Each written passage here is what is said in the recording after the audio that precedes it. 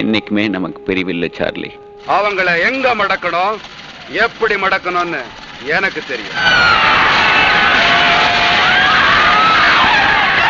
பிரச்சனை என்னன்னா, அந்நியர் வீட்டுல அதிகாரம் செஞ்சுக்கிட்டு இருக்கிற உங்க கதியை நீங்க உணரணும். அந்நிய ஆட்சியை விட ஒரு இந்தியனுடைய வன்முறை ஆட்சியே மேல். உங்க காலம் முடிந்தது. ஆனா போராட்டம் நியாயத்தை பெறறதுக்கா இல்ல தண்டிக்கிறதுக்கா?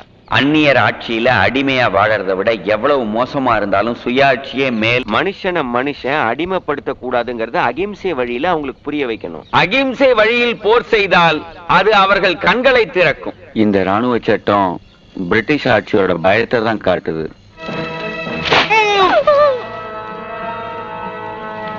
நம்ம வன்முறை அவங்க அடக்குமுறையை நியாயப்படுத்திடும்.